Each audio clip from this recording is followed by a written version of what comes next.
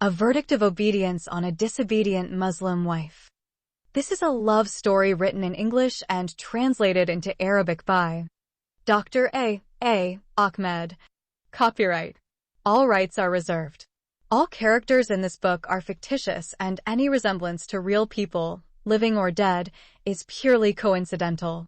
No part of this book may be reproduced, stored in a retrieval system, or transmitted in any form or by any means without the prior written permission of the author, except by a reviewer who may quote brief paragraphs in a review to be printed in a newspaper, general journal, or school or university magazines.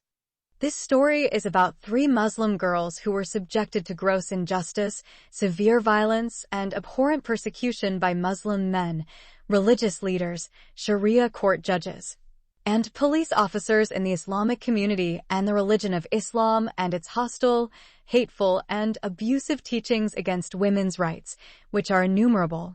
For example, beating of women, child marriage, circumcision of the private parts of Muslim girls, which is known as female genital mutilation or FGM, slaying them in honor killings, inequality between males and females in inheritance, testimony in court, marriage, divorce, men's guardianship over women, controlling their lives and destinies as if they are minors, physically handicapped or mentally retarded, and forcing them to wear the abaya, jilbab, veil, hijab, niqab, or the humiliating burqa as if they are frightening ghosts.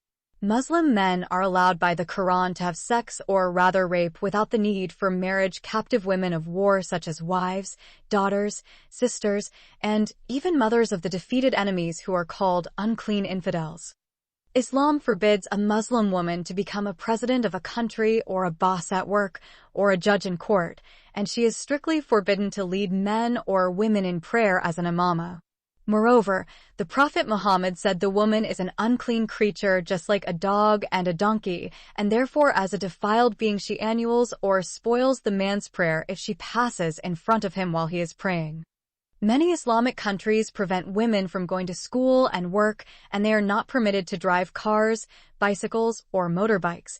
They are forbidden to practice any kind of sports, and they are not allowed to go to gymnastics, beaches, or swimming pools, cinemas, or theaters, and none of them is allowed to leave the house without her husband or with a muharram man. The woman is forbidden to marry, such as her father or brother. They are also not allowed to fall in love with men before marriage or choose their future husbands or life partners. The story is about the 3 innocent girls, Intisar, Firdaus, and Mona. The second part.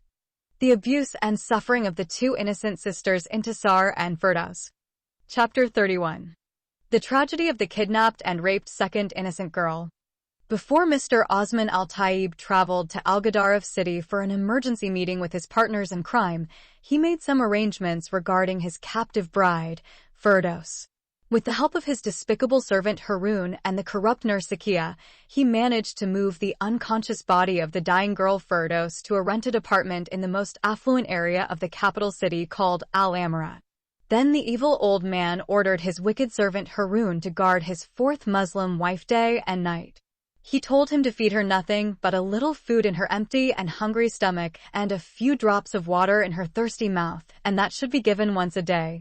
She must be securely restrained by strong ropes and long chains, and if need be, Harun must not hesitate to chastise her with his big stick. The ropes should be removed from her hands at the time of feeding, but in no uncertain terms her legs should not be released from the chains. Besides the strong ropes, the old man brought a very long and strong chains and tied her legs and tied them to the bed. When she needs to go to the toilet, the chains will keep her under Harun's control. The evil old man had promised his vile servant that he would return in 2 days. The first day passed quietly between the guard and the imprisoned bride. On the second day, the foul guard discovered that the imprisoned bride had a high fever. He tried to restore it to normal using a damp cloth, but his treatment was in vain. The fever continued to increase. The evil servant thought the fever might be caused by her hunger. Wherefore, he made some food and started feeding her half-conscious body by inserting it into her mouth. After a short time, she vomited the food. Then he got some over-the-counter medicine and put it in her mouth. This also did not reduce the fever. When the fever reached high levels, it affected Firdau's brain. She started to speak some confusing sentences. She would smile sometimes, then laugh out loud. Her laughter sometimes turned into a loud scream. Harun became very worried. He believed that the new bride had lost her senses and gone insane. He repeated his treatment several times, but to no avail. In this pathetic situation, the second innocent girl, who was kidnapped and raped, stayed all day without any proper treatment. On the third day, her condition became serious. The guard Harun knew that Mr. Osman Al-Taib would hold him responsible if the new bride died. He put his hand over her heart to see if she was alive or dead. He found that her heart was beating faintly. He looked at her face and found it very pale, and even her lips were parched. She appeared to him to be dying. He became very frightened and his mind became restless as well. He is now in big trouble. He found himself having to choose between taking her to the hospital or escaping before she died. While he was in that dilemma, the evil servant heard the doorbell ring. He rushed to the door and opened it. He was expecting to see the old man, but he saw the beautiful nurse, Zakia, standing in front of him, and her face showed that she was carrying bad news. Her pretty face had completely changed in those few days. It looked as if she had been hit with many slaps. Her eyes are frightened and are surrounded by black circles. Her hair is not arranged and combed properly. Her clothes are dirty and torn. He concluded that she had a problem with the old man. He told her what he did to you. Instead of answering his question, she pushed him aside and entered the room. When she saw Firdaus, she opened her eyes wide and put her hands over her mouth. Then Zakia looked at Harun with a big question mark on her face. The servant told the nurse that she was not dead yet, but was dying anyway. If Mr. Osman Al-Taib delays his arrival for another day, she will surely die. Mr. Osman Al-Taib will not come for years. He was arrested. Who arrested him and why? Gaddarif police had arrested him for his involvement in bribery and rape. Harun shouted, "Rape? Did he rape you too?" "It's not me. It's another kidnapping and rape. This means that this girl is not his wife. He kidnapped her from the city of Gaddarif and falsely claimed that she is his new bride. Not this girl either. There is another innocent girl who has been kidnapped and raped by some gangsters who are loyal to Mr. Osman Al-Taib. What are we going to do with this girl? She is dying. We must take her to the hospital immediately. This will put us in trouble. Any doctor would know she was beaten and starved to death. She was also brutally raped by the old man. What do you want us to do with her? If she dies like this, we'll be in even bigger trouble. We will get involved in a rape and murder case." "You are right, Miss Zakia. Hospital doctors and nurses could save her life. But first let's remove the chain and ropes from her hands and feet. We must also put her clothes and shoes on and comb her hair properly." Then the vile slave and the dissolute nurse spent an hour dressing the second innocent girl in new clothes and shoes. When they removed the ropes and chains and combed her hair, she began to look human again. Despite this, the fever remained high in her exhausted and brutally raped body as before. After that, they had all the tools that the demonic old man and his evil servant used to beat, torture, and rape Firdaus. When they finished, Nurse Zakia picked up the phone and called the hospital. Then the evil old man's two wicked servants sat silently beside their victim. Every now and then the nurse was examining Firdaus' heart. The more she did, the more fear and anxiety her face showed. Half an hour later, a hospital ambulance and an unmarked police car arrived. A doctor and two nurses entered with two other men after Harun opened the door for them. While the doctor was examining the girl, one of the two men began to interrogate Zakia and Harun. "What is your relationship with this girl?" Zakia said, "We have no direct relationship with her. We were hired by her husband to take care of her for a while. I am her nurse and this is her servant." "Where is her husband now?" "He's in jail." "What jail?" "Gaddarif prison." "Why did he go to jail?" "He was arrested for bribery." The nurse deliberately avoided mentioning the crime of rape for fear of being implicated in it one way or another. "What is his name?" "His name is Mr. Osman Al-Taib." "Do you know where this girl's parents or relatives live?" We know that she is from the city of Gedaref, but we do not know any of her relatives. What's her name? Firdaus Ibrahim Mustafa Jaber. How old is she? 15 years. Do you know what happened to her? Not at all, sir. Then the man turned to the evil servant and said, what about you? I also don't know, sir. In that case, we have to hold you both until we know what happened to her. After checking and examining Firdaus's condition, the doctor said it is too late, the girl is dying. Anyway, we have to rush her to the hospital. The two nurses then carried Firdaus's unconscious body onto a stretcher and carried her to the ambulance. When the doctor and the two nurses left with the ambulance, the other two men stayed with Zakia and Harun for further interrogation. Then it turns out to the two evil servants that the two men are policemen without their khaki uniforms. Once the ambulance arrived at the hospital, the unconscious body of the second innocent girl was taken directly to the intensive care unit. When the doctor examined her again, he discovered that she had been beaten, tortured, and starved for several days. She was also brutally raped. She was shackled and chained for a long time. Her head was hit with the rods. Her body is full of injuries. Then, Khartoum General Hospital informed the police of the doctor's report. Meanwhile, the unconscious body of the patient Firdaus was kept in the intensive care unit for 3 days. After showing some recovery, she was transferred to the women's general ward. While she was in the hospital, the second innocent girl Firdaus was loved by all the hospital staff. Everyone who sees her miserable condition takes pity on her. 5 days later, she emerged from her long coma, but was unable to speak or walk. In this pathetic situation, she lasted for a week. On the 8th day, she began to speak in a faint voice and in a whisper. The nurses showed great interest in her when they learned that she was a rape victim. She told them that she was severely beaten, starved, and brutally raped by an old man who falsely claimed to be her lawful husband. A nurse named Amal became her friend. The second victim of the crime of kidnapping and rape spoke to the kind nurse about her friend Silla. Nurse Amal tried to assure Firdaus that she would soon recover and see her lover again. Firdaus asked her new friend to help her write a letter to her lover. Nurse Amal agreed to write the letter on her behalf.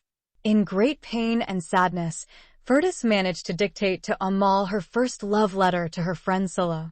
On the same day, the kind nurse mailed that letter to the address of the dying beloved girl's lover in Gedaref city.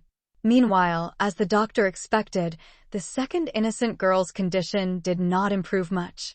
Her body lost a lot of weight. She suffered a lot of physical and sexual abuse. In fact, the second innocent girl, Firdaus, was abused, raped, and tortured more than the first innocent girl, Mona. The first girl was raped and abused for 1 day, while the second girl was beaten, tortured, raped, starved, chained, and imprisoned for several days. The two innocent girls were kidnapped by 5 men and taken to vicious sex predators who brutally torture and rape them. The only difference between the crimes of kidnapping and rape, the first is a crime punishable by law, while the second is a legitimate crime justified by Islamic law and supported by society.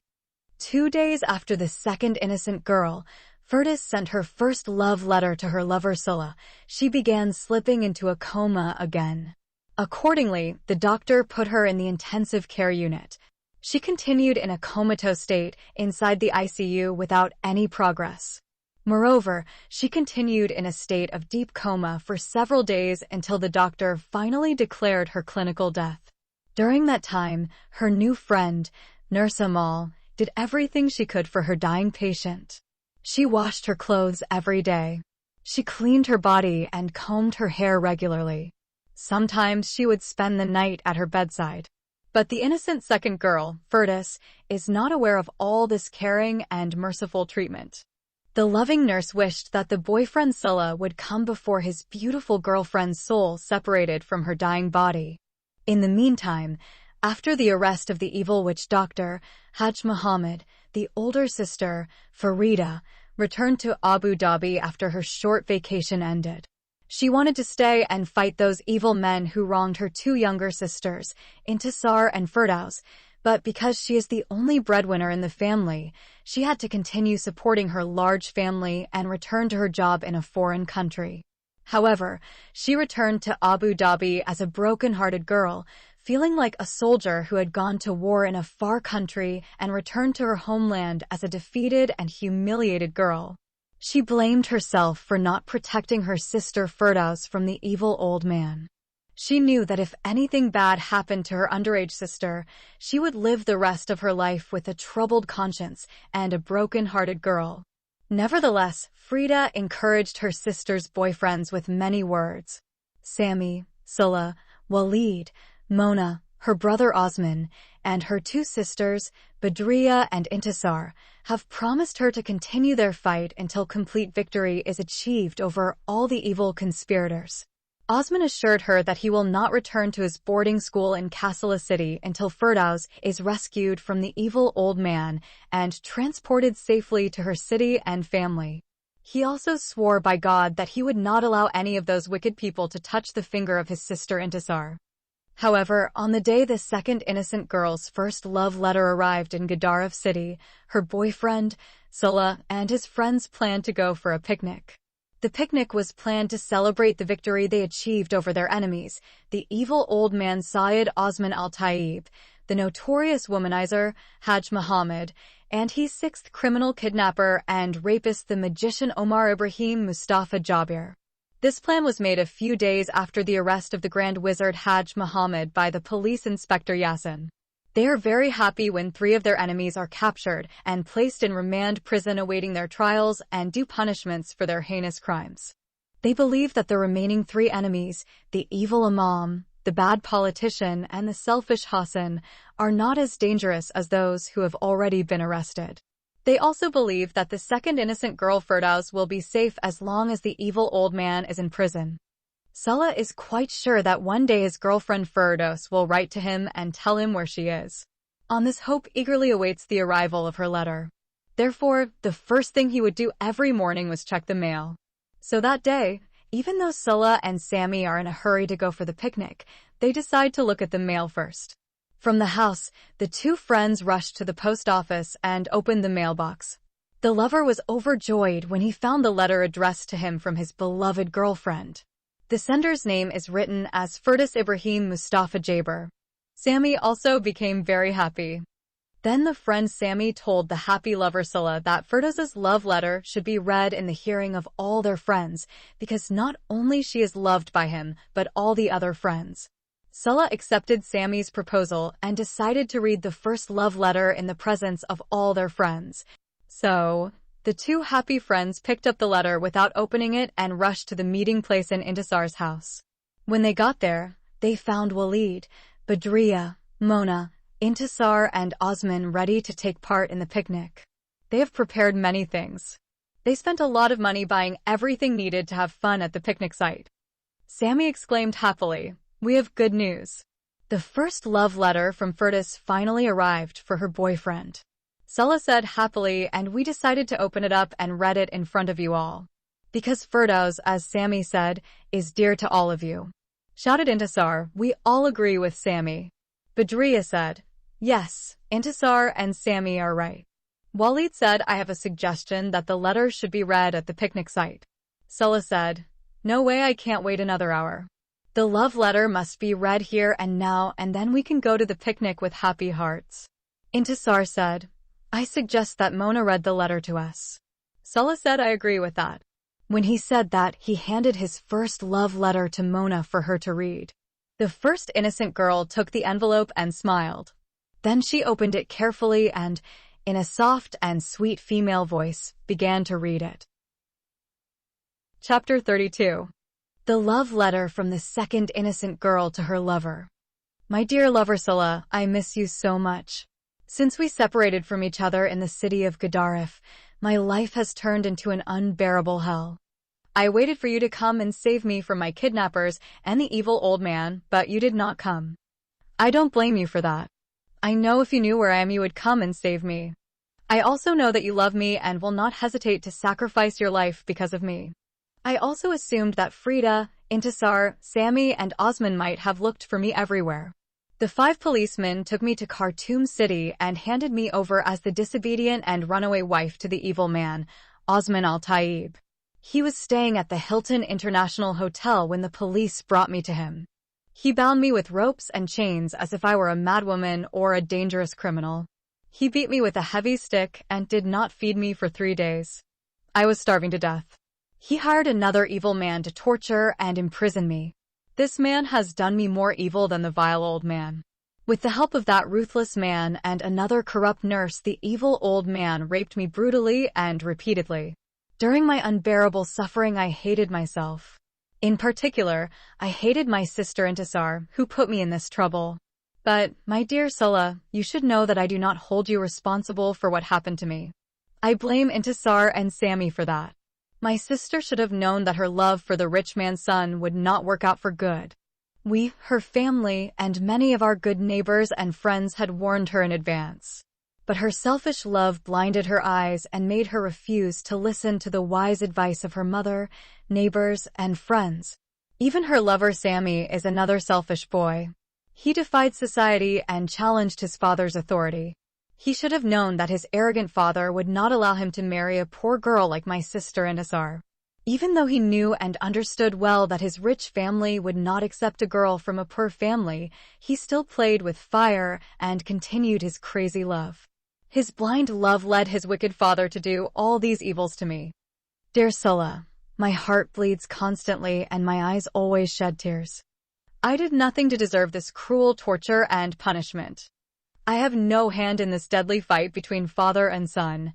I did no wrong in this crazy love for my foolish and selfish sister and her stupid, arrogant lover. They made me pay for their stupidity. I became the scapegoat who takes all the blame for their socially unacceptable love. Due to the constant torture of my body by the demonic old man and his evil servant, I was sick for several days. He was supposed to take me to the hospital right away. Instead, he kept me in his house for several days until my condition became serious. Finally, I was sent to Khartoum General Hospital. I was in the intensive care unit for several days. I am now in the women's general ward. My health is still deteriorating and bad. I have lost a lot of weight during this difficult time of kidnapping, rape, torture, and imprisonment.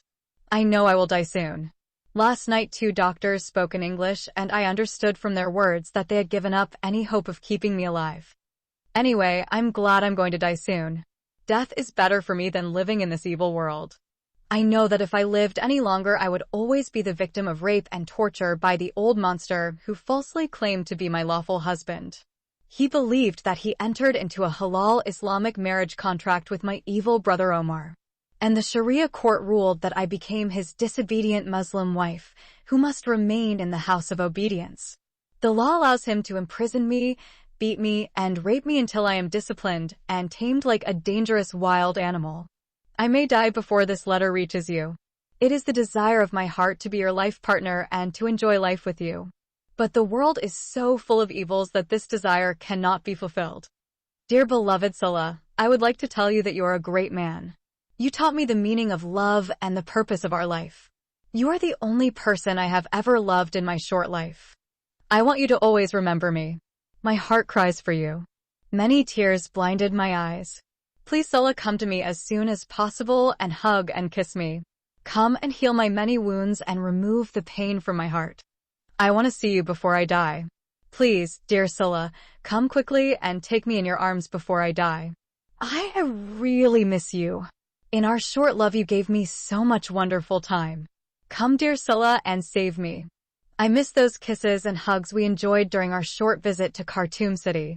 Goodbye, my dear Sulla. With sincere appreciation from your loving girlfriend, Firdos Ibrahim Mustafa Jaber. While the first innocent girl, Mona, was reading the heartbreaking love letter from the second innocent girl, Firdos, all her friends and sisters were crying silently. Even Mona weeps as she reads Firdos's first love letter to her lover Sulla. When she had finished reading and looked at the others, she saw that they all covered their faces with their hands and turned their heads away in shame. Their eyes and cheeks were wet from many tears. Intisar is the first to break the silence. She shouted aloud, "Yes, because of me, my innocent sister Firdos was brutally tortured and raped to death. Because of me, she was kidnapped, beaten, imprisoned, and raped." Her brother Osman shouted, "I am a coward, and I am not supposed to live. I couldn't protect my younger sister with these hands. These useless hands must be cut off. When he said these words, he started hitting his head against the wall. Sulla and Sammy ran and prevented him from hurting himself. Not only you, Osman and Intisar, Sammy said while crying, we are all responsible for her suffering and torture. We are all cowards and selfish. We must go now and save her from dying in that hospital. What's left of her so we can save her now? She was kidnapped, raped, and massacred by your demonic father. Because of you and this selfish girl, Intisar, my little sister Firdaus was brutally murdered by her evil father. When Osman said these words, he ran towards his sister Intisar, grabbed her long hair, and started beating her. She did not resist and did not try to protect herself from her angry brother. She felt that she had to be killed because she had caused the heinous crime that was committed against her innocent sister.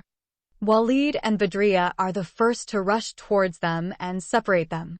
The lover of Badriya shouted, "Brother Osman, this will not solve the problem. Firdaus did not die and will not die. She is still alive." Walid's girlfriend said, "Yes, my friend is right. My sister Firdaus will not die. For me, she is already dead. We all killed her." "I am a cowardly and selfish girl," Intisar cried. Sulla replied, "You did not kill her, Intisar, and you are also not a cowardly and selfish girl. She is my beloved girlfriend and my fiancé. I will go to her and wipe her tears. With my great love I will heal all her wounds. Nobody here is responsible for her suffering. Those who caused her suffering will all be punished by the mighty hand of the law. They are already in prison. Let's not give up. Let's not divide. Our enemies have been defeated. We must not give them a chance to turn our victory into defeat." Sammy said, "Yes, Sulla is right. We have already defeated them and publicly exposed their evil plots. It is only a matter of time before they are tried and convicted. We must now go to Khartoum City." Sulla said, "We must prove to her that we all love her too." Sammy said, "Yes, we are going immediately to the capital city." Sulla said, "Yes, we must move quickly." When he said these words, he grabbed Osman and Intisar's hands and rushed them towards the outer door. All the other friends followed them silently. Sulla, Sammy, Intisar, Osman, Walid, Mona, and Badriya stopped 2 taxi drivers and headed to the Al-Tazir bus station. Everyone among the 7 friends felt that the trip from Gadaref to Khartoum was long and difficult. Osman and Intisar did not say a single word to anyone during the trip. Osman kept his face in his folded hands and remained silent the whole time. Intisar did the same thing except that she continued to cry throughout the long trip. The others rarely spoke to each other. 5 hours pass in silence. The sad words of the second innocent girl Firdaus in her first love letter to her lover Sulla ring like the bells of hell announcing a dangerous future for all. For brother Osman, his sister's death would mean that he had failed in his duty as a brother to protect his youngest sister from such evil. So, he said to himself if Firdaus dies he must either kill himself or kill those who destroyed her life. Sometimes, as his mind told him, even if he killed all his enemies, he would not return to his dead sister her precious life, or restore her defiled purity and robbed virginity. Accordingly, Osman's mind and conscience continued to torment him during those 5 long hours. Meanwhile, Intisar's mind is torn between her family and her lover. She silently and repeatedly asked herself if she was correct as the selfish person, cowardly girl, and stupid girlfriend as Firdaus and Osman described her to be. If her younger sister dies, will she break off her friendship with her lover Sammy, or will she continue it and become the enemy of her family? Sammy's conscience is also troubled about his friendship with his beloved fiancé Intisar. Will he continue to fight his evil and dangerous father, or will he give in and let the selfish man Hassan win? In fact, of all the 7 friends, none had his heart and conscience troubled him more than her boyfriend. The recognized Sudanese lawyer Sulla told himself that everyone would hold him responsible for the kidnapping of his beloved girlfriend Firdaus by the police and brutal rape by her alleged husband. Because of his wrong advice, she was kidnapped, tortured, raped, and killed. He was the one who convinced her mother Sarah, her sisters Farida and Intisar, his friend Sammy and her brother Osman that the law and not violence will solve their problems. What will he do if his beloved fiancé Firdos dies? He could not find an answer to his painful question. Her half-sister, Badriya, also blamed herself for justifying her marriage to the old sheikh, Osman al-Tayyib. She also went with her mother, Sakina, to the evil witch doctor, Hajj Muhammad, and asked him to destroy Intisar's life. She, as an envious and selfish girl along with her evil mother, proposed to be the sorcerer big an amount of money if he spoils the friendship of the poor girl Intisar and the rich boy Sammy. The good citizen Walid Hamza agreed in his heart with Firdos and Osman that only Intisar and Sammy bear responsibility for what happened to the second innocent girl, Firdos, the other victim of cruel rapes at the hands of Alwash and his gang, and the imposter witch doctor, Hajj Muhammad, the first innocent girl, Mona, alone, has different thoughts running in her mind from the rest. She contemplated her dark future. She felt that if the second innocent girl, Firdos, died, she would be more fortunate than her. She believes that death will relieve Firdos from the suffering of her abduction and rape. As for her, God destined her to bear the shame of her gang rape all the days of her life. Accordingly, she wished in her heart to die soon and go forever as the fate of the other innocent girl might be. When the bus arrived in Khartoum City, no of them bothered to look at the time or thank God for the safe journey.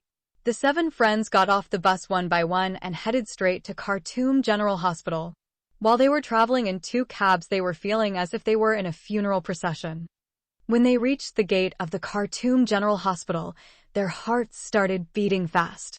The heart of each friend was filled with great fear and terror. Walid inquired about the general wing for women. Someone from the hospital staff showed him the way. The others followed silently. When they got to the ladies' ward, they found it was written that men are not allowed in the women's wing. So, only Mona, Badriya, and Intisar entered, and the 4 boys stayed outside. It is Intisar who started screaming first. Her screams were soon followed by the screams of Badriya and Mona. Upon hearing crying in the women's ward, Salah and Osman fell to their knees and began crying bitterly. Sammy and Walid also covered their faces and started weeping for the late second innocent girl Firdos. Many people gathered around the 7 friends and began to mourn them. Somehow Walid, Badriya, and Mona overcame the shock of Firdos' tragic death and began to help others get out of the hospital. When the friends reached the hospital gate, they discovered that Osman was missing. The 3 girls, Intisar, Badriya, and Mona, returned and started looking for him everywhere in the large hospital. The other 3 boys, Salah, Sammy, and Walid, also joined them in their search for Osman. They asked hospital staff and some patients, but no one claimed to have seen him or knows his whereabouts or know where he went. Sad friends began to worry about Osman too. Some of them thought that he might have gone to the tomb of Firdos to weep there. Wherefore, from the hospital staff they knew where she was buried. The kind nurse Amal introduced herself to the friends and agreed to accompany them to her grave. They learned from the loving nurse that municipal workers have buried their dead underage girl. At the time of her death, none of her relatives could be found to arrange her burial or to transport her dead body from the hospital to her home and then take her body to the cemetery. She also told them that she attended the funeral. When the friends reached the cemetery and saw Firdos's grave, they wept bitterly over it. But her brother Osman was never found there. Some of them thought that he might have returned to the city of Gedaref with the intention of taking revenge on those evil men who caused her untimely death. After reaching this dead end, the 6 friends returned to their city with heavy hearts. The return journey is more sad and tiring than the previous one. Their hearts are filled with deep sadness and great despair. None of them spoke to anyone, ate food, or drank water. Intisar did not stop crying for her late sister Firdos. Her face swelled with grief, and her eyes turned red. Salah also wept constantly over his late girlfriend.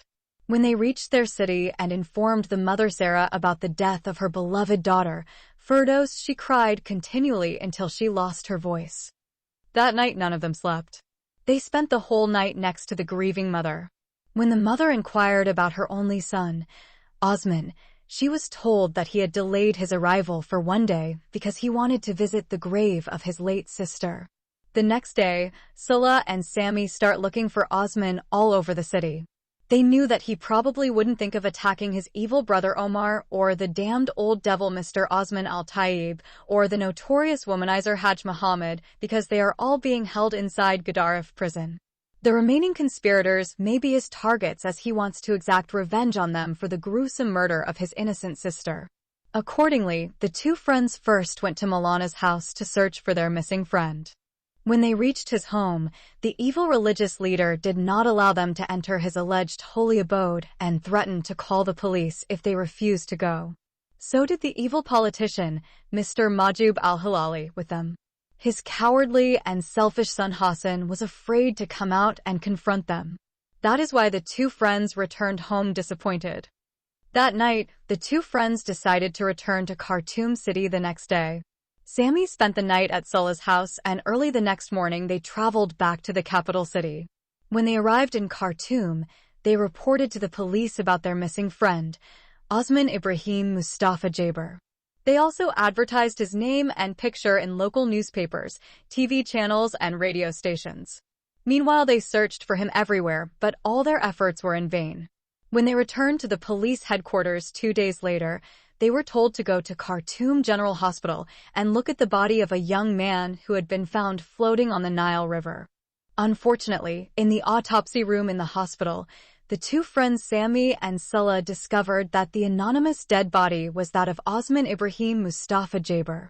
The hospital had already reported the cause of his death to the police authority in Khartoum.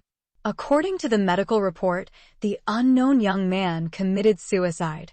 As a result of their heartbreaking discovery, the two friends mourned him and wept bitterly.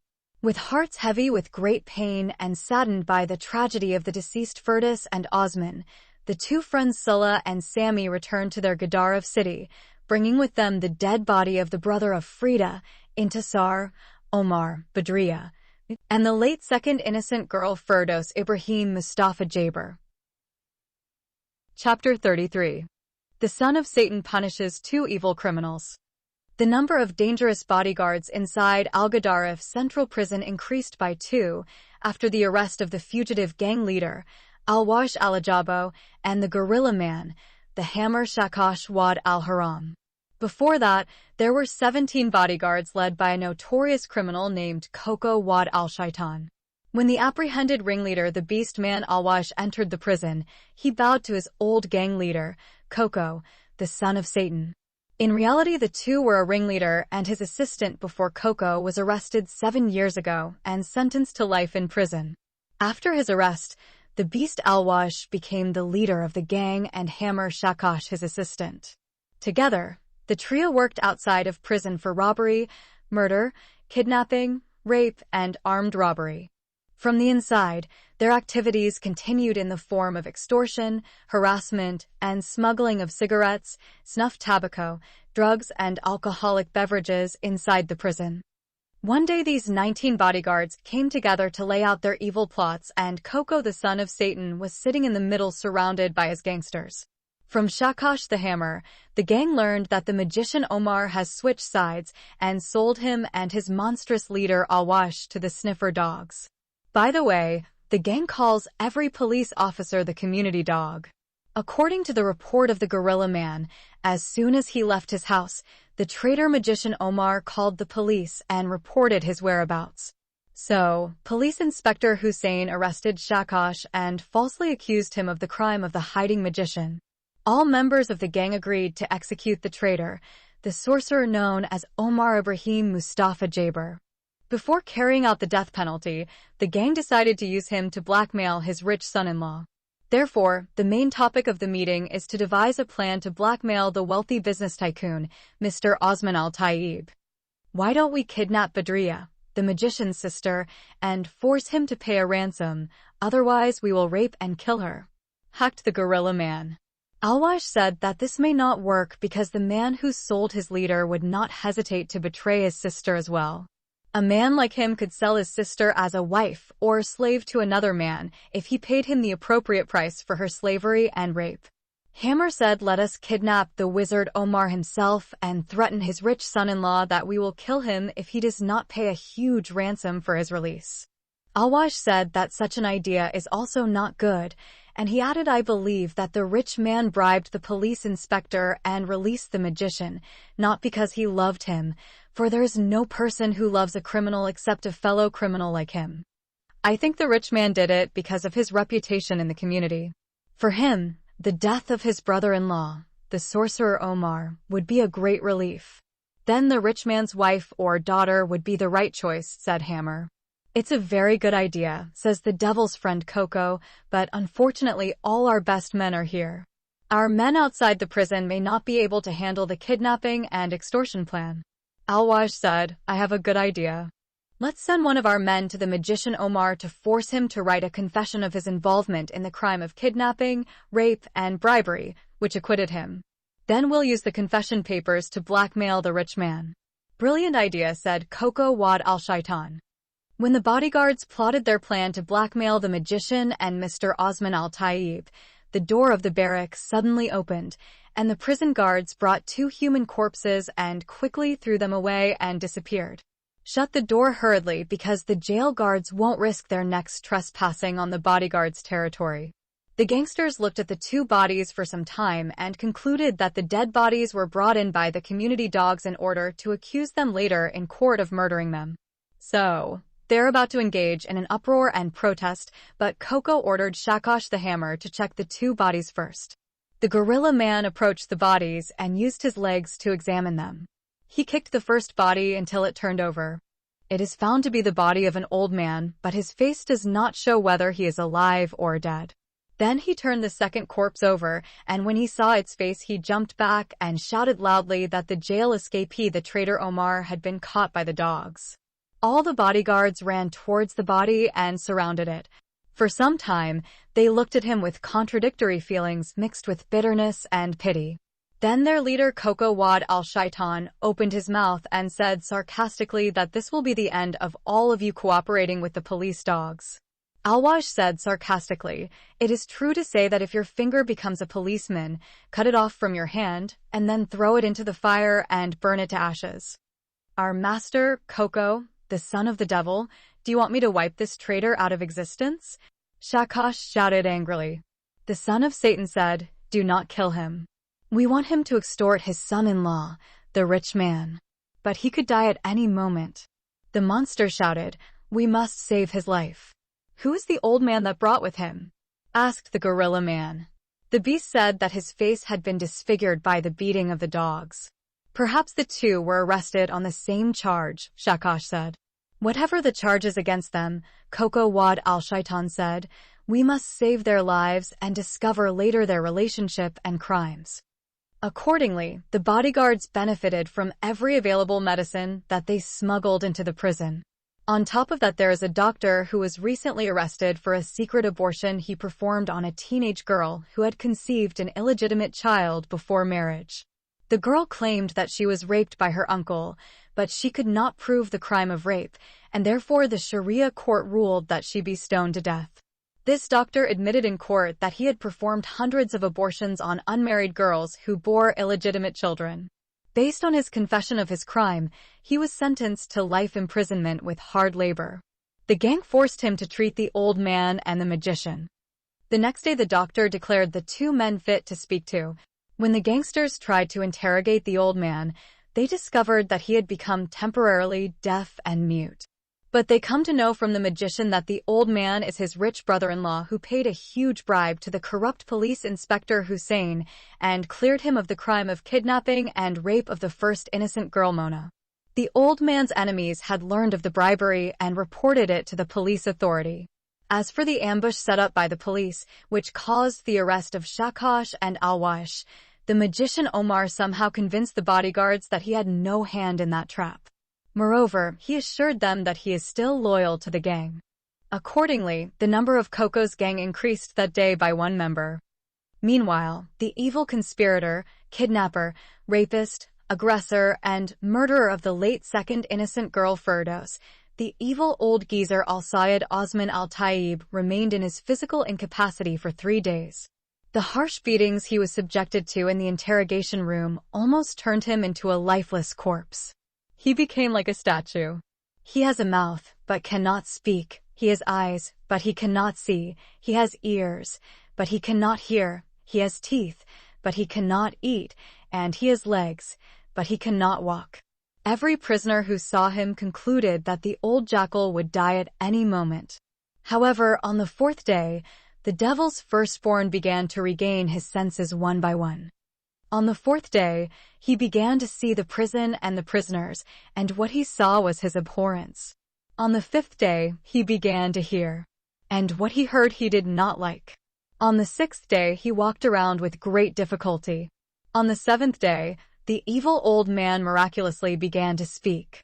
The bodyguards watched his recovery with pleasure and waited impatiently until the imprisoned doctor declared him fit to speak with him. During those 7 days, the chief of the bodyguards, Koko Wad al-Shaitan, ordered his gang not to touch or speak to the rich old man. So, the old wolf was treated as kindly as the place where he landed could allow. On the 7th day, Koko the son of Satan gathered his men in a corner of the barracks and then ordered 2 of them to bring the rich old man in for a confidential and private conversation. The 2 criminals brought the old hyena and presented him to their chief. He was then made to sit in a semicircle created by the gangsters. "Listen," Koko said in a rough ogre voice to the old man. "We're glad you're in prison. When the dogs brought you here, you were half dead. You were deaf, dumb, blind, and lame when your badly beaten body was dumped into this dungeon by the dogs of society. You were a body without senses. You were like an expired corpse or half-dead stray dog or a homeless beggar. We saved your life. We did for you what we weren't meant to do. We made you see, hear, talk, and walk again. Without our loving care, treatment, and kindness, you might be dead and buried in a grave by now. So, we want to make a fair deal with you. We will not charge you much, but just according to the market price. This prison is for me and my men. We are known as bodyguards and bouncers. Those police dogs have no power or control inside this barracks. We are the only force and authority here.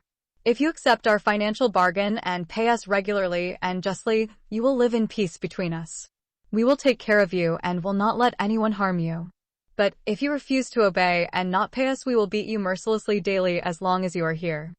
So first you have to pay for our treatment, and then we will determine how much you have to pay every month to protect you in this prison as your bodyguards."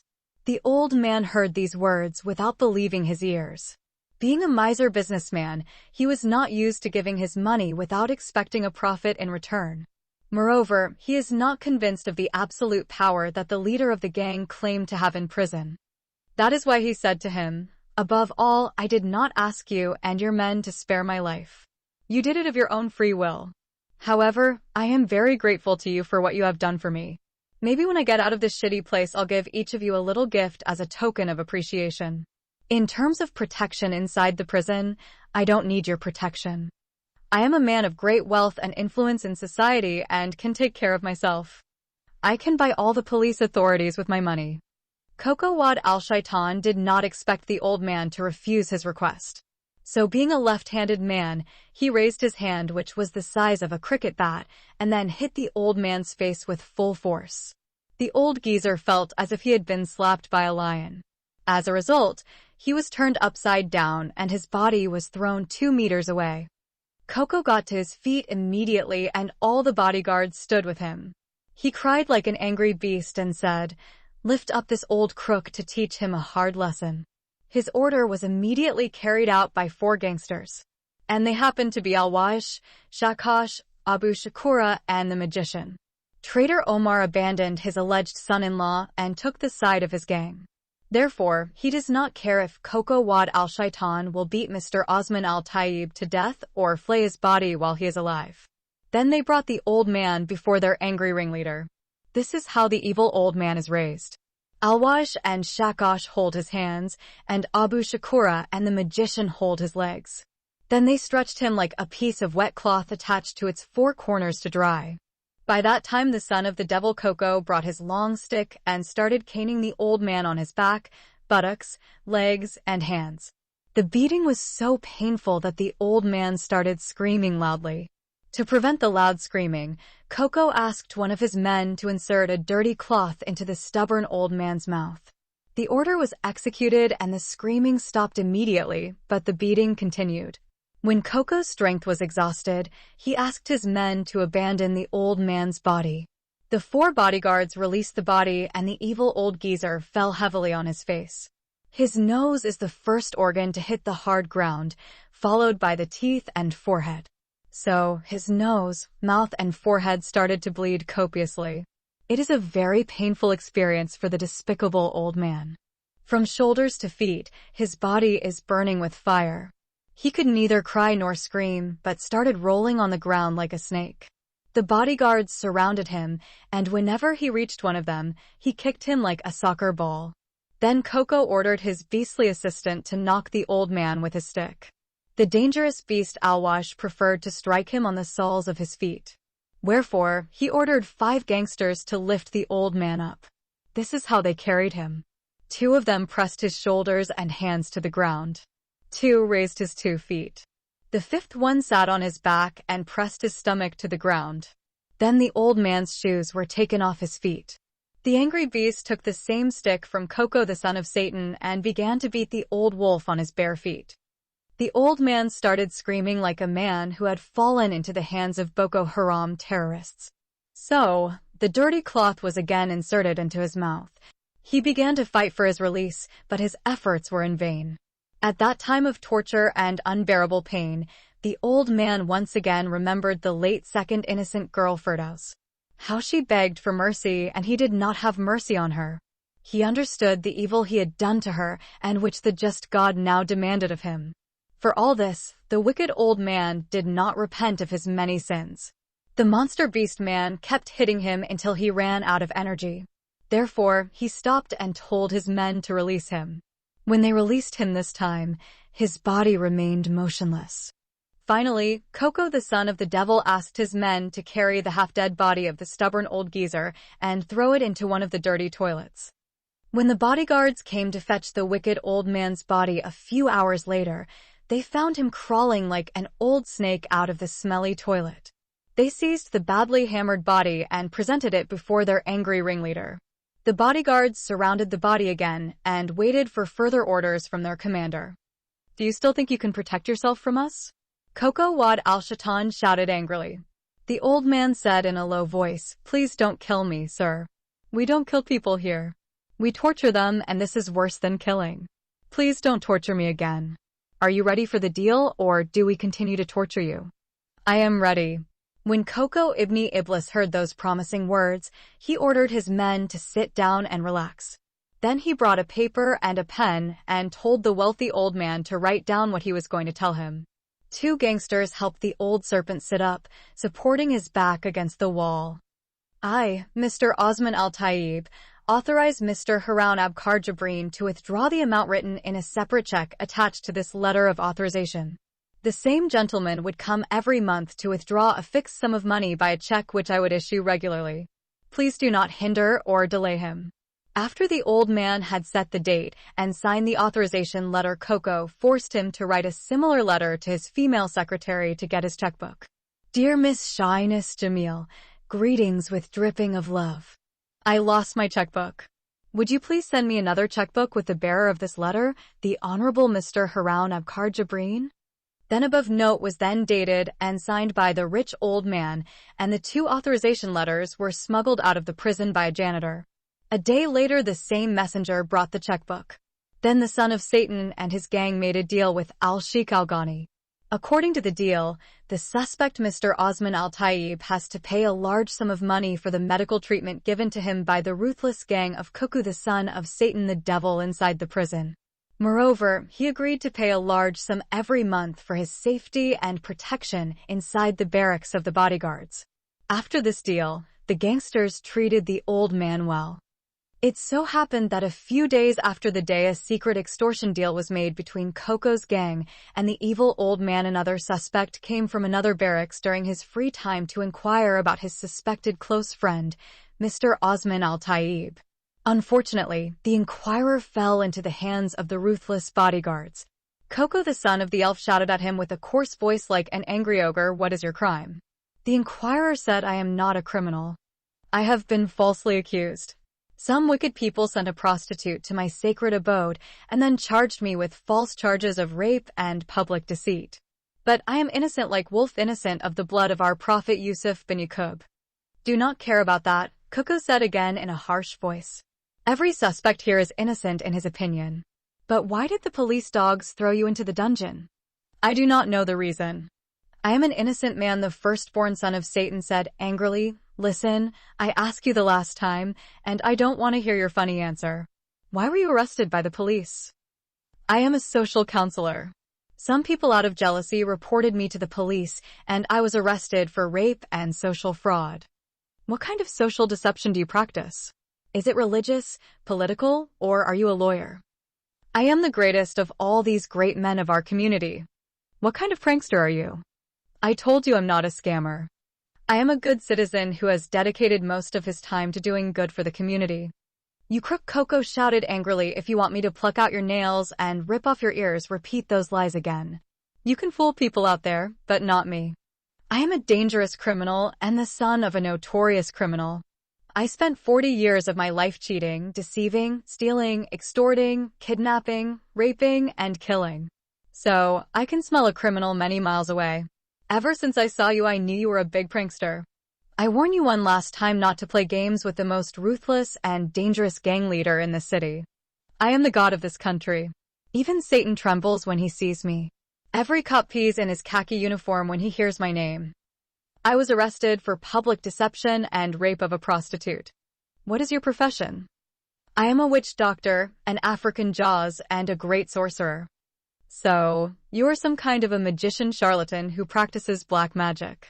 You must have collected half of the city's money through public deceit and sorcery. Now we want to make a deal with you. We are the power and authority inside the prison. If you refuse the financial deal, we will torture you mercilessly day and night. If you don't believe me, ask your old criminal friend Mr. Osman Al-Taib. At first he tried to impugn my authority, but when we beat him hard he obeyed and agreed to pay us monthly for his protection here. What kind of deal are you talking about? I do not like to be involved in any crime. We didn't ask you to commit a crime for us. For this kind of crime, we are better than you. Our deal is that you pay us money for your safety and protection in this prison as bodyguards. I don't want you to protect me. I will take care of myself. It means that you are as stubborn as your buddy, the old fox Osman Shaitan Al-Taib. But we have good treatment for this kind of disease. My brave fellows, please raise this impostor so that I can teach him a hard lesson. In the same way, the same four criminals stretched out the fraudster and the usurper before their angry leader. Then Coco Wad Al-Shaitan started hitting Hajj Muhammad with the same stick and with the same force. The witch doctor's big mouth started to shout loudly. His scream caused 240 convicted prisoners and suspects to crowd around the ruthless bodyguards and their two helpless victims, the notorious womanizer and witch doctor the devil Muhammad and the vile old man, the dirty rapist Osman Shaitan Al-Taib. The gang leader felt proud when he saw the large crowd and thus showed a lot of strength and ruthlessness. The magician loudly began to shout for help.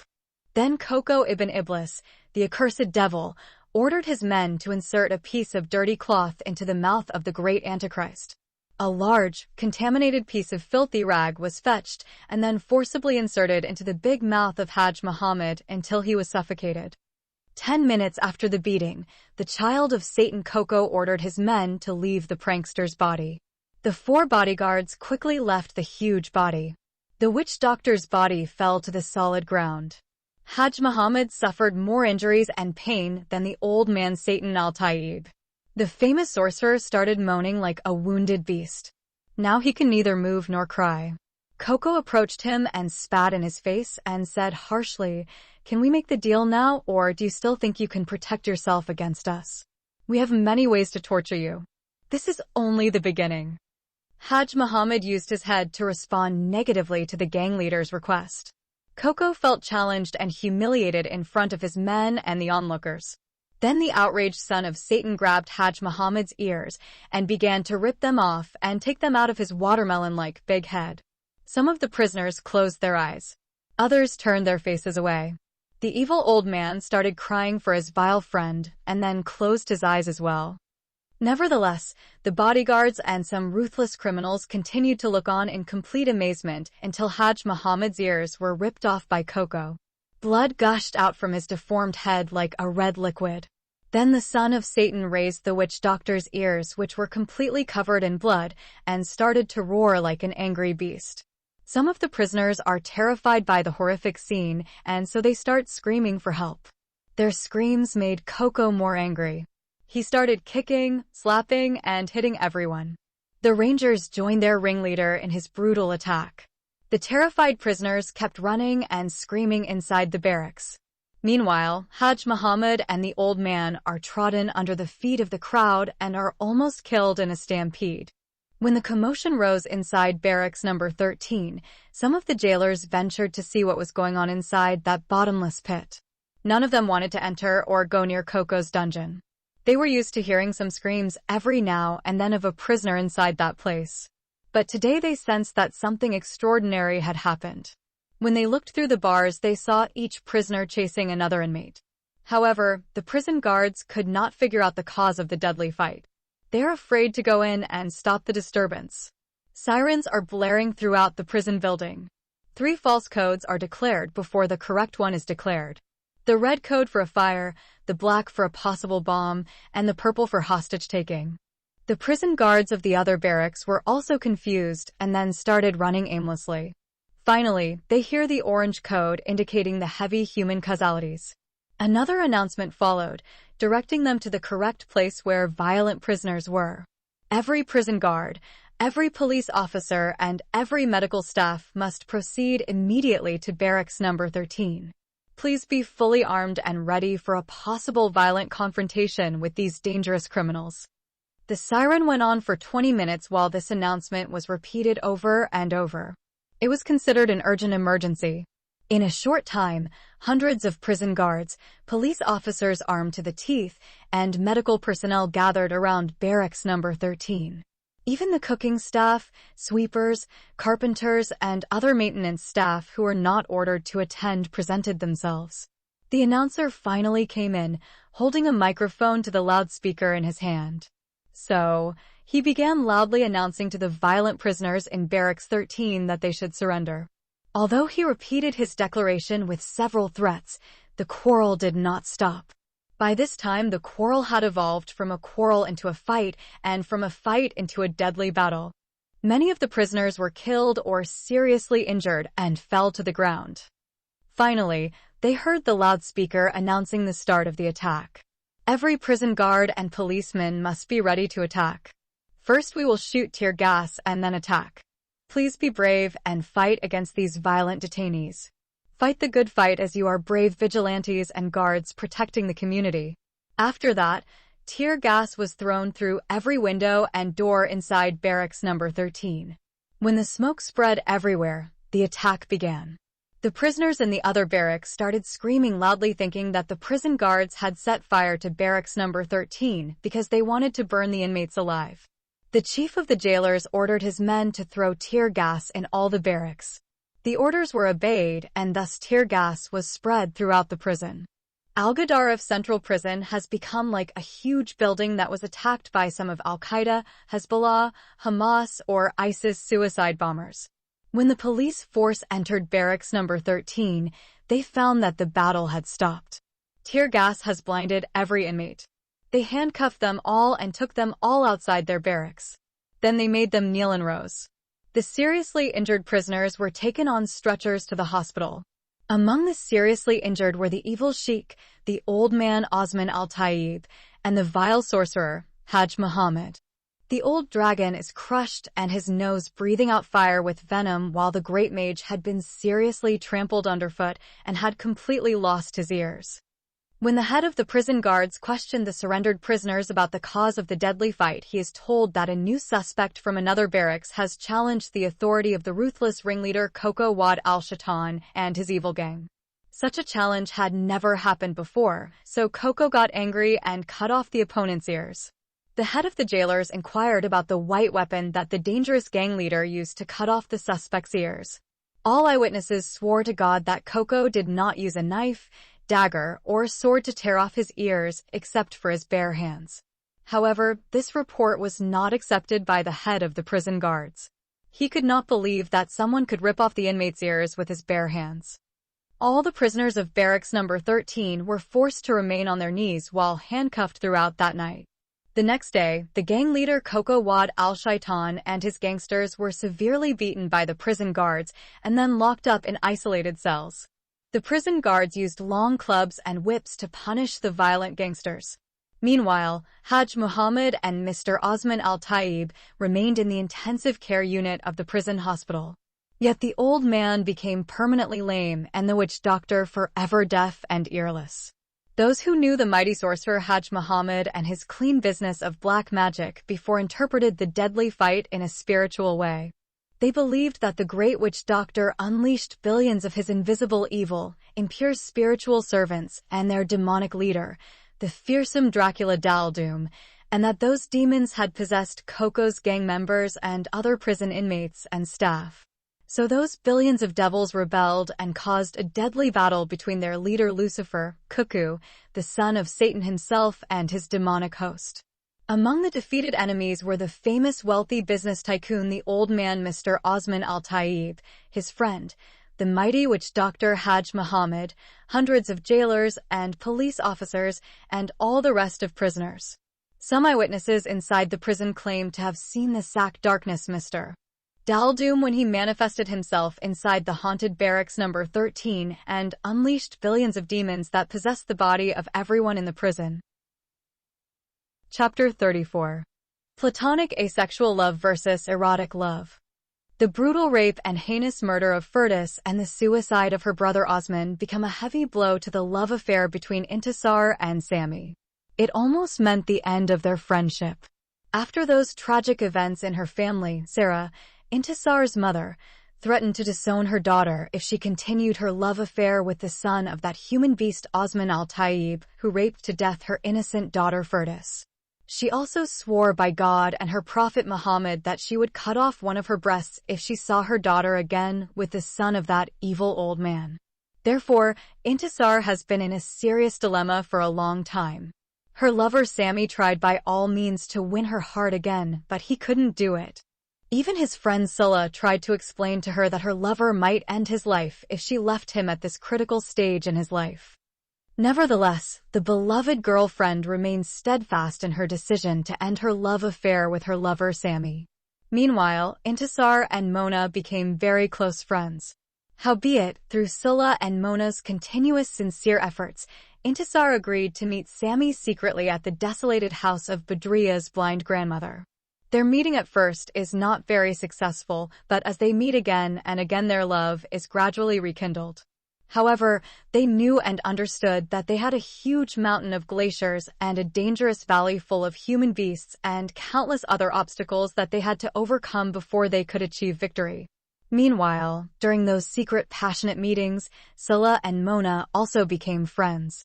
Despite their friendship, whenever Sammy and Intisar ask Sulla and Mona about their feelings for each other, they reply that they are just good friends, not lovers.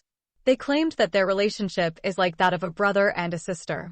This brother-sister friendship between Sulla and Mona continued for some time until they found themselves asking each other some searching questions. This is how they seemed to look for love in each other's hearts. On a particular evening when they were alone in the house of Badriya's blind grandmother, Sulla asks Mona, "Do you believe in platonic love?" "I heard about it, but to be honest with you, I don't know what exactly is," Mona answered frankly. "It is a love affair between a girl and a boy without any physical or sexual attraction. So, it does not lead to marriage." "Do you think this kind of love is possible?" "By definition possible." "No, what I meant is it practical." Before I answer your question, I want to ask you a very important question. Have you ever fallen in love with a boy? Not at all. What do you understand by love, Mona?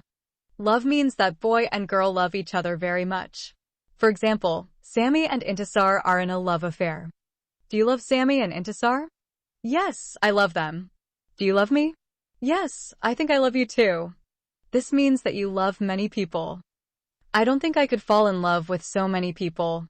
I can love them as good friends, but if I'm in love, it has to be with one person. You're now not too far from defining love. Like I said, love should only go to one person. Now try again, Mona, and tell me what love is? How can I tell you about something I have never experienced in my life? Well, Mona, let me tell you first what love is. When I was a student at the School of Law at the University of Khartoum, I took some lessons in Western philosophy and Greek ethics. Through that study, I learned that there are 4 types of love. The first is eros love, which is known as physical love or sexual love. It is based on strong feelings for another person. The second is philos love. It is love based on friendship between 2 people. It is true that 2 lovers start their friendship first before they become partners for life. Usually, the relationship lasts more in the long run. This type of love can be between a man and a woman, a man and a man, or between a woman and a woman. The third is agape love. It is unconditional love. It is the third and highest kind of love. Agape love above philos love and eros love. It is a completely selfless love where a person gives love to another person, even if this act does not benefit him or her in any way. Whether or not the love given returns benefit, the person continues to love, even without any self-interest. This is why it is also known as divine love. God loves humans unconditionally. The fourth love is platonic love. It is a kind of non-sexual love. It is also called the love of the idea of beauty, as it is seen as the termination of the evolution from one's sexual desire, and love of physical beauty to love and contemplation of spiritual or ideal beauty. Therefore, platonic lovers do not have sex with each other and do not marry. So, Mona, of these 4 types of love, tell me now whether you think platonic love is practical or not. And also tell me, have you ever experienced platonic love or any of the other 3 types of love? I think platonic love is brotherly love. And in this case, I think I love you as my brother. Since I first saw you in my house with the famous journalist Shamsuddin, who interviewed me quite often, and the good citizen Walid Hamza, who saved my life from the gang of Al-Waish, I have started to love you in this kind of brotherly love. Let me add some new information to you, Mona. Brotherly love originated in a city in Greece called Philadelphia. The name Philadelphia comes from Greek meaning city of brotherly love. This is new information to me. So, I admit I love you so much, Scylla, just as my own soulmate or a twin brother to me. Have you ever had those kind of feelings for another guy? Absolutely not. Suppose you fall in love with a man. How will you know whether you love him in platonic love or erotic love or Philadelphia? I don't know how to tell the difference between the 3. But I think at least the boy would know the difference. And what if the boy is genuinely in love with you, but is too simple to understand his feelings? In this case, we will love each other without even knowing it. But this will create a problem for both of you. Because love is a commitment. When you love someone, you should tell him how you feel about him. I'm too shy to tell the boy that I love him. It's good when the boy reveals his love to me first. You know, Scylla, in our Islamic culture, it is the boy who is supposed to tell the girl that he loves her first. Mona, what do you expect the boy you might fall in love with to be? He must be unique from other boys. They may speak and act perfectly, wear nice clothes, have good jobs or a higher education, but my boyfriend will still be somewhat unique. When I see him, my heart will go before me to meet him. I will feel like running to hug him. Everything he says or does will turn me on. When he is not with me, I will miss him so much. If he smiles, my heart will be filled with indescribable joy, and when he cries, I will cry with him. Oh, my goodness. Mona, you seem to be deeply in love with someone. This wonderful description of love can only be said by a girl in love with a guy. So, can I know whom you love, Mona? The first innocent girl could not answer the daring question of the lawyer Scylla. Instead, she looked at him and her rosy cheeks flushed. Then she becomes very shy, which reveals the deep love she has in her heart for him. Do you love me, Mona? The beloved girlfriend Mona could not respond, but her lover, Scylla, understood her silence as a positive response. How can you fall in love with someone who failed to protect his ex-girlfriend? Yes, I could not protect my ex-girlfriend Furtis because I am a coward. She was taken from me by force and I did nothing to protect it. I was counting on my law education and it failed me. As a legally recognized Sudanese lawyer, I was supposed to protect and defend people from the evil and injustice of others, and yet I have failed miserably. What do you expect from a coward and a loser like me? Salah's words fell like a heavy weight on Mona's already broken heart. They hit her old wounds like heavy stones and caused her wounded heart to bleed again. She started weeping. Her weeping turned into a loud cry.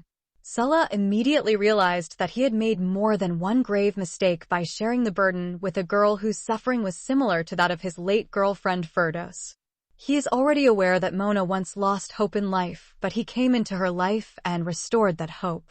And so, he tried to correct his mistake. He put his hand on her shoulder and patted her gently. And soon she withdrew her body and said, "I know that I am not fit for your love, for I am filled with shame from head to foot, and my name is bound with infamy forever. I am a victim of kidnapping and rape. I know that no boy in our Islamic society loves a raped girl. Every boy wants to marry a virgin girl. They look at me as a virgin who has lost her virginity and has become an open pussy. All men want to use me for their sexual gratification and pleasure, but none of them is ready to love and marry me. You are wrong, dear Mona. You are cleaner and purer than me. You haven't made any mistakes. I am the one who is covered in shame and disgrace. I'm a coward. Do you like loving a coward? You must love a brave man who will protect you. It is true that I love you, my sweetie Mona, and I want your love to protect me from my shame.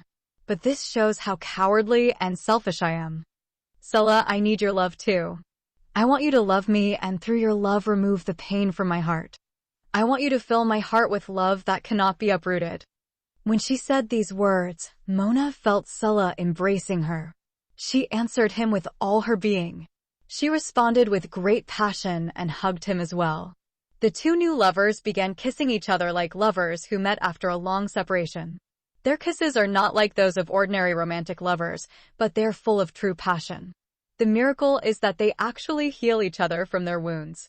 At that beautiful moment, Salah's mind shifted to his late ex-girlfriend, and he began to compare the harm done to the two innocent girls, Firdaus and Mona.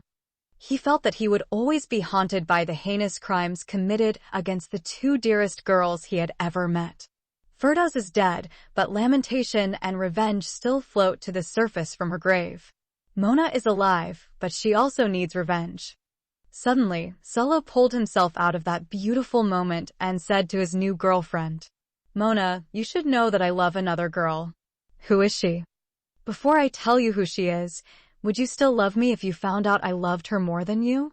"Salah, I'm falling in love with you, getting deeper and deeper into it day after day, and I can't stop myself." "So, you agree to split my heart with her? Let her marry you and take you away from me, and yet I will continue to love you with an undivided heart." "She can't marry me or take me away, because she died and went as a martyr of love to Jannat al-Firdaus, but her love remains in my heart forever. I can go to her, but she can't come back to me. She was more worthy of your love than me because she was a virgin before the cops kidnapped her and took her to that evil old man who raped her, and she died as a martyr of virginal love. Believe me, Mona, ever since I learned that my beloved girlfriend Firdaus was murdered, I have been suffering from strong suicidal thoughts. I wanted to kill myself as Romeo did when he found out that his beloved Juliet had killed herself because of his love. I also feel the same sense of guilt that her brother Osman felt, and that he committed suicide because he could not protect the honor and life of his younger sister Firdaus. Yet I controlled myself because I want to take revenge on the person who kidnapped her, imprisoned her, beat her, tortured her, raped her over and over again, and finally brutally killed her. Now you have come into my life and filled my heart with love again. Yet I still love Firdaus more than you. Indeed, no other girl in the world can replace my late girlfriend. She will forever continue to be the queen in my heart. Now I love you more, Salah, because you were and still are sincere in your love for the second innocent girl, Firdaus, who was kidnapped, raped, and killed by evil old man as partially happened to me by Alwash and his gang," Mona says while crying. "You also prove to me that you are sincere in your love for me, Mona. You have a pure heart of gold." Salah says, "First innocent girl, don't let me die. I want to be with you always. I did not expect after the kidnapping and rape scandal to find a handsome and educated young man like you who would love me and be ready to marry me. Mona, your love restored hope to my tragic life. After I lost my first girlfriend, Firdos, I lost all hope in life, but you came and showered my parched soul with new waves of love. You made my heart to beat with love again. Sulla, I always want you to whisper those words of love into my dead soul that you miraculously revived again. Mona, I love you too, and I need your love. But I also want you to stand with me and fight our enemies. I'm ready to do anything for you, Sulla. Mona, I know that you risked your life by going with Inspector Yassin to Hajj Muhammad's house, where you were brutally raped again. However, it was through your courage and sacrifice that evil rapist was caught and thrown behind bars where his two other evil friends had already been thrown there. He is the mastermind of the evil plot that led to the brutal murder of Habibidi Firdaus and the suicidal death of her brother Osman. Now I want you to stand by me until I avenge the kidnapping, rape, and brutal murder of Firdaus. Even the first two lovers, Intisar and Sami, need us to support them until they achieve victory through union in everlasting marriage. I know that their path is still long and arduous and full of hardships and obstacles. I am ready, my dear Sulla, to do everything I can for you, for Sami and for Intisar. Even for your earthly paradise, Firdaus, though I have not seen her, I can still see her in you.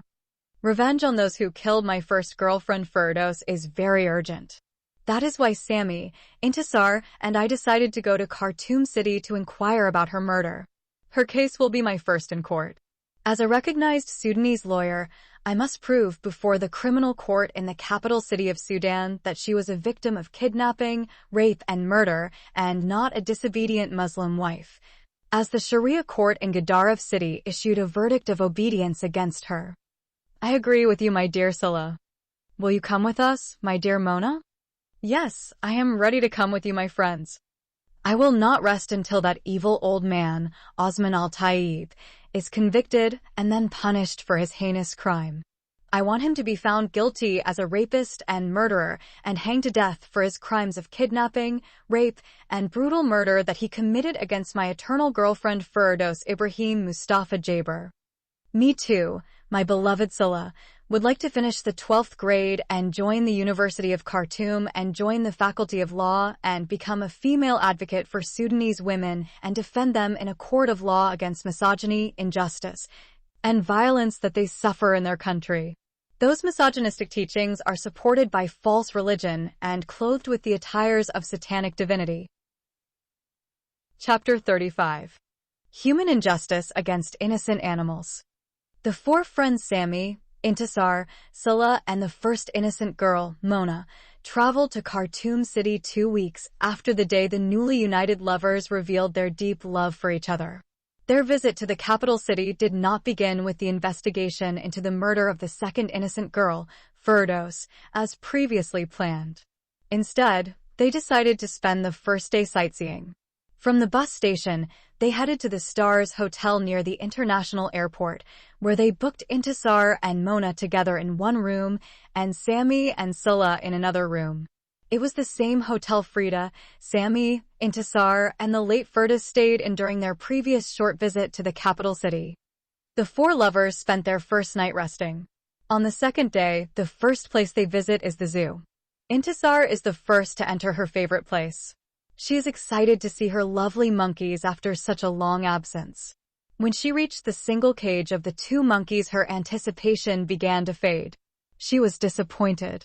So, she drops the peanuts she bought for them and yells out loud at her boyfriend, Sami. "Where's the other monkey? Why did they take him away? It's not fair to keep him away from his girlfriend. It is a great injustice to separate the happy monkeys." Yes, you're right, sweetie. They should not have done such an injustice. The two monkeys were so happy when we last saw them. Sami, we have to file a complaint. Complaint? Asks Sami, amazed. Who do you want to complain to? To the management of the zoo. But, my dear sweetheart, they may not accept such kind of complaint. We will never be silent. We must meet the manager and tell him about this injustice that happened to two innocent animals. Sammy tried his best to convince Intisar to give up the idea of filing a complaint with the park administration regarding the injustice the monkeys were subjected to, but she did not give in to his request. He reluctantly followed his stubborn girlfriend to the manager's office. There the guard ordered them to submit their complaint in writing. The two lovers sat down in a corner of the office and wrote the following complaint. To the director of the zoo in the city of Sudan. Greetings in the name of love and justice. Subject: an official complaint against the injustice that occurred against two innocent animals. Dear Sir, we are regular visitors to the zoo. On our previous visit, we saw a couple of cute monkeys living together in one cage as good friends. They were full of love for each other. That note we made when we saw them playing together, jumping together, eating together, hugging, and kissing each other. They were so happy that we were jealous of their wonderful friendship. Because we are also passionate lovers like them, we hoped that our soon marriage would be filled with love, joy, and happiness like theirs. We are also truly in love and engaged to each other. We returned to our city in eastern Sudan bearing in our hearts the love of two happy monkeys. Our friends, relatives, and neighbors were told by us about those happy animals. Many of them decided to visit the zoo and see the cute monkeys. So, the happy life of the two monkeys has become an example to follow in our city Gadaref. Unfortunately, our plan to marry was strongly opposed and hindered by human jealousy, hatred, envy, selfishness, and the difference in social status between the rich and the poor. However, we continued to encourage ourselves by remembering the happy life of a couple of monkeys in the zoo of Khartoum City. We made an eternal vow that nothing could separate us from each other. As the two monkeys clung to each other and became one body and one soul, we decided to cling to each other so that one day we would become one body and one soul in a sacred everlasting matrimonial union. In human society, the occurrence of this happy married life is very rare. This is because the human male claims to be superior to the female human in religion and intellect. Moreover, the man is authorized by divine verse from the Holy Quran to marry more than one woman up to 4 wives at a time. This would never happen between monkeys. The monkeys seem to have understood that a happy married life can only be achieved between one male and one female. If the male has a second, third, or fourth wife, his first life partner will consider him selfish and traitorous. Therefore, polygamy is a disguised and justified form of adultery, hatred, and oppression of women. Another beautiful fact we learned from happy monkeys is that a male never divorces his female life partner. Unfortunately, the Islamic religion allows the human husband to divorce his wife, with or without reason. Another beautiful fact we learned from monkeys is that no old male is permitted by a sacred religious text to marry a young female monkey. An aging male monkey cannot match a young female monkey emotionally, socially, and sexually. First of all, it is practically impossible for a young female monkey to fall in love with an older male monkey. She would see him as old as her father, uncle, or grandfather. Socially, there will be a large age gap between the two.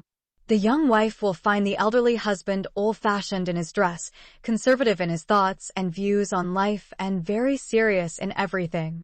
There will be no fun in their married life. That is why she will be very bored living with him.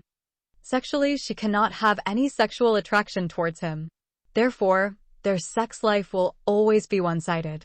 So, she will be sexually assaulted, raped and tortured by him day in and day out until she may commit suicide or eventually die of sorrow and torture. This may also lead her to seek sexual satisfaction elsewhere.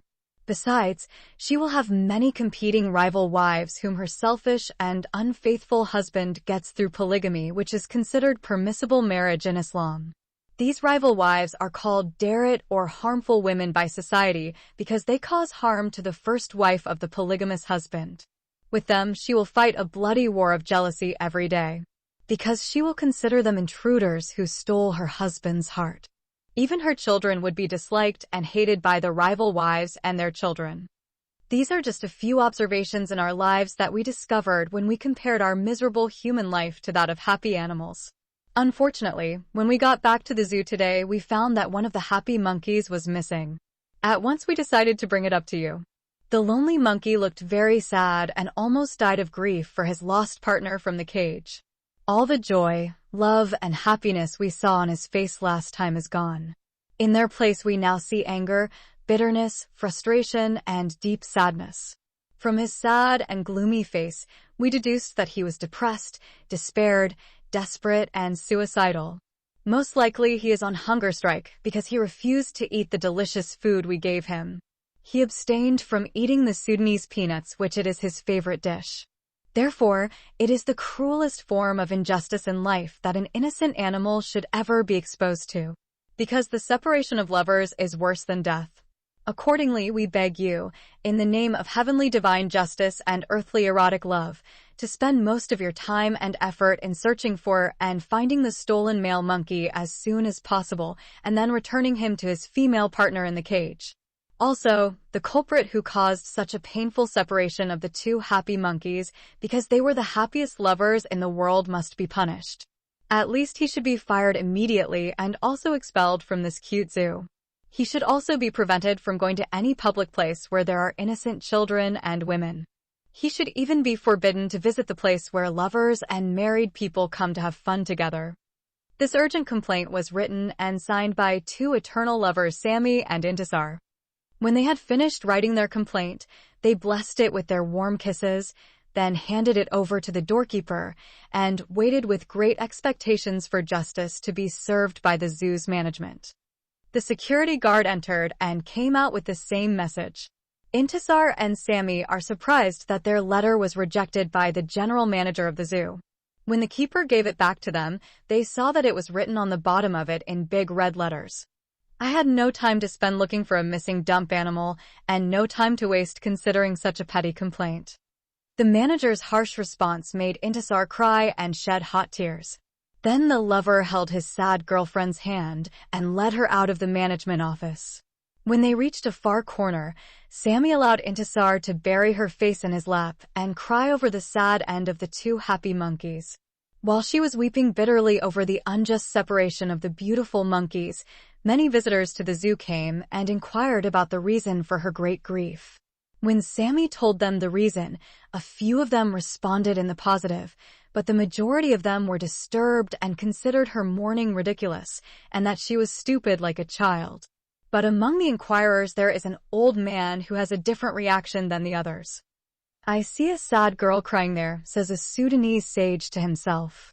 His old face and white hair are full of many years, and his big head is full of wisdom.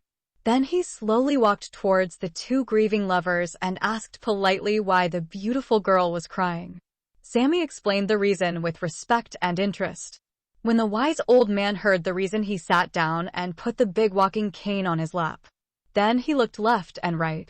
When he was sure that no one was close by to hear what he was going to say, he opened his mouth and began to speak with great wisdom and reveal many painful truths about his poor country and its miserable people. Thus began the wise old man with a deep voice, commanding his listeners to respect him and listen carefully to his wisdom. "My dear son, if the government does not take care of us humans, how can you expect them to take care of the animals? If my daughter is crying because the animals in the zoo are not fed properly, how can the government feed the animals when it is unable to feed human beings?" In southern Sudan, civil war and famine. In the north of our country, people abandoned their cities and villages due to lack of jobs and scarcity of natural resources. In western Sudan, there is drought and famine. The civil war has led to the killing of thousands, the rape of girls, and the burning of towns and villages in Darfur and the Nuba Mountains. Livestock and wildlife, as well as humans, died of thirst and starvation. Famine causes severe food shortages, causing people to starve to death. In eastern Sudan, there are always floods and epidemics. But if my daughter is protesting about the filth in animal cages, why she cannot look at the filth and rubbish everywhere?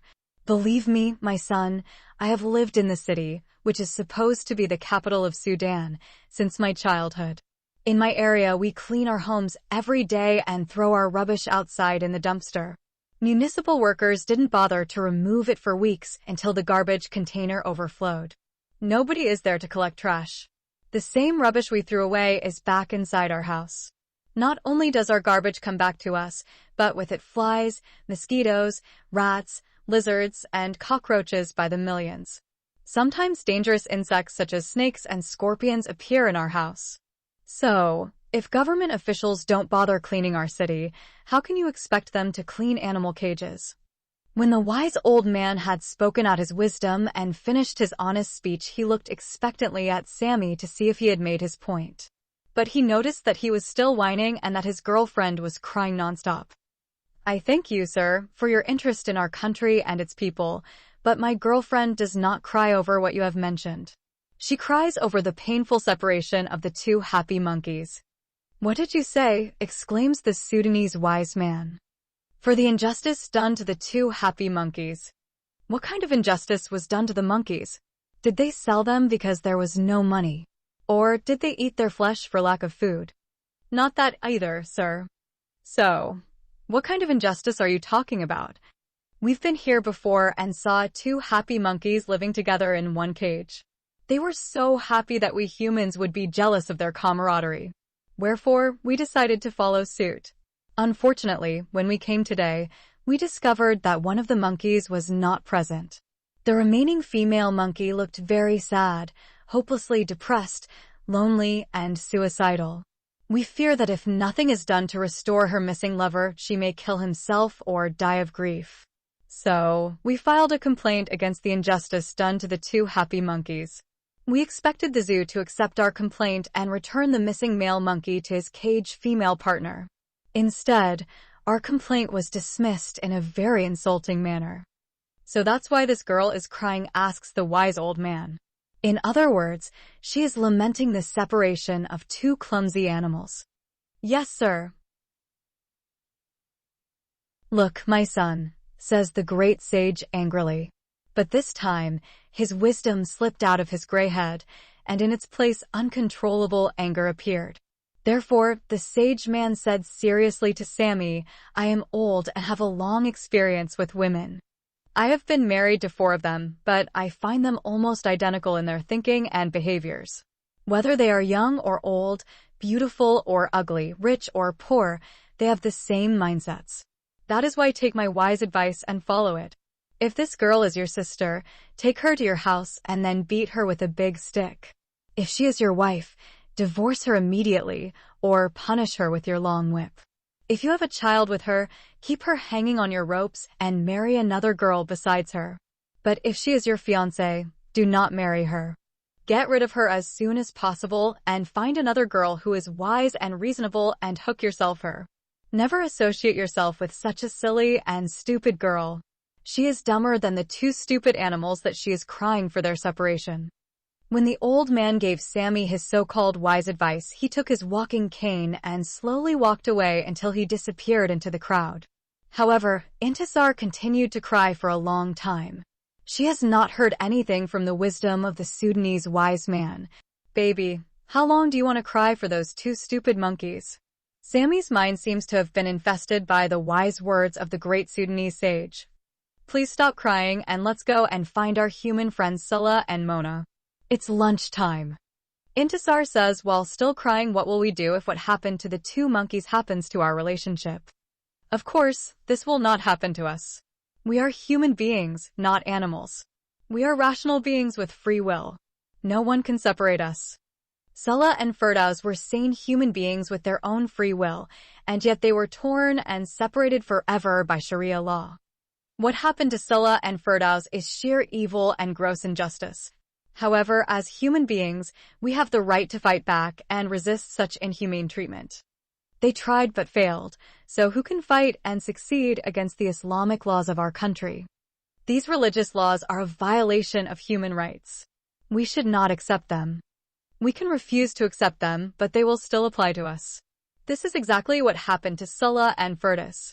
The Sharia court had separated them forever. The police took the girlfriend Firdaus from her boyfriend Scylla and handed her over to her so-called legal Muslim husband, who raped and killed her. As long as I'm alive, I won't let anyone take you away from me.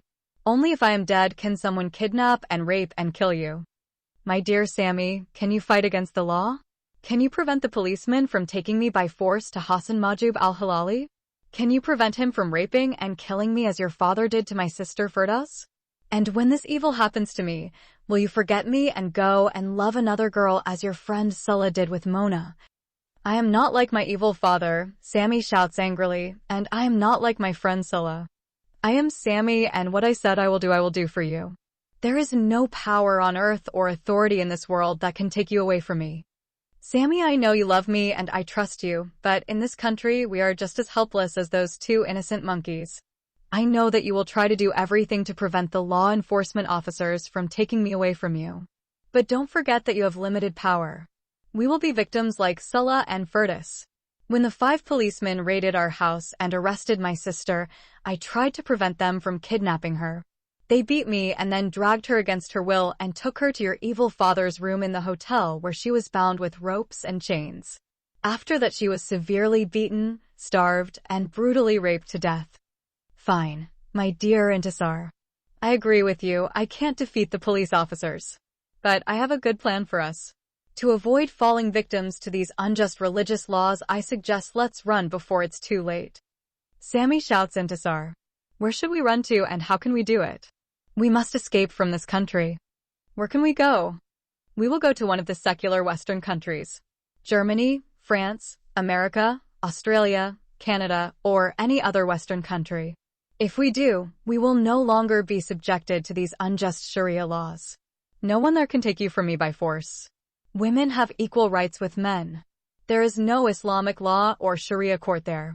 A judge cannot issue a verdict of obedience against a disobedient Muslim wife as happened to your innocent sister Firdaus, and no police can take a rebellious wife by force to the so-called house of obedience of her husband. I know that, but what are we going to do there? Do not forget, dear Sammy, we are Muslims, not infidels. These secular laws are reserved for non-Muslims. We are Muslim people, and wherever we go we must abide by our Islamic laws. Yes, I know, but we are going to get married and live together under one roof. Do you think it will be easy for us to migrate to the West? I heard that it would take a long time to get visas for these secular countries. You're right, though. We should try. In the meantime, where are we going to hide? We can hide in Khartoum City. It is the capital city of Sudan. There are more than 10 million people in this big city. I don't know anyone in this cosmopolitan city. Who do I go to and where can I stay? Of course, you will stay with me. We will rent an apartment and live together until we get the visas to go abroad. Sammy, how can I live with you when you are not my husband? According to the law of this country, I am already married to Hassan. This is not a marriage. It's a sinister plot. I know that, but who will conduct our marriage contract? You know that there is no court marriage in our country. In order to marry you, I need a wali or other male guardian. My brother Osman died. My sister Frida has returned to Abu Dhabi. My only relative is my mother. You know that my mother will not approve of our marriage. Moreover, neither my mother Sarah nor my sister Farida will be accepted by Sharia as a guardian because my half-brother Omar is still alive. In addition, the Imam of the largest mosque in our city, Maulana Sheikh Marzouk, as well as Maulana Abdul Mohsen Taha, the judge of the Sharia court, said that a woman cannot be a guardian. I need a man to be my guardian, and then he can authorize me to marry you and sign my marriage with you. Accordingly, we cannot live together as marriage partners or common law partners in this Islamic country. This cohabitation is considered open adultery and is punishable by Sharia law. If we are caught by the police, the Sharia court will convict us. You will be given 100 lashes because you committed adultery with a girl who is not your legal wife. As for me, the Sharia court will punish me more than you because I am a married woman. I will be stoned to death and thus brutally murdered like my late sister Firdaus. But what do you want us to do? I don't know, Sammy. Our road to victory seems to be dark and difficult. But we must find a way out of this tragedy. We should not be victims of our circumstances. It seems to me that we have become as vulnerable as these two separated animals. No, we are not savages like jungle people or stupid animals. We are human beings. We can think, shout, and say no to injustice. When Sammy said those last words, Intisar looked at him suspiciously, then her lips revealed an innocent smile. Before she could say anything, she saw Sulla and Mona standing in front of them. The first innocent girl said with a smile that the time for romance and privacy is over, and now it's time for lunch. Although the four friends spent 3 days investigating the tragic murder of the second innocent girl Firdaus, they discovered nothing. Their investigation started at the Hilton International Hotel where the second innocent girl was brutally raped by the evil old man, and they moved to Khartoum General Hospital where Firdaus breathed her last, and they also headed to the police headquarters where the rape and murder report was reported. Not for the first time, they finally ended up at Firdaus's tomb. In the tomb, the four friends wept bitterly for the departed innocent girl. After that, they decorated her grave and erected a large memorial stone on it. Then they wrote on it, "In memory of the beloved late girl Firdaus Ibrahim Mustafa Jaber." After visiting the tomb with heavy hearts, the four lovers returned to their city with great disappointment.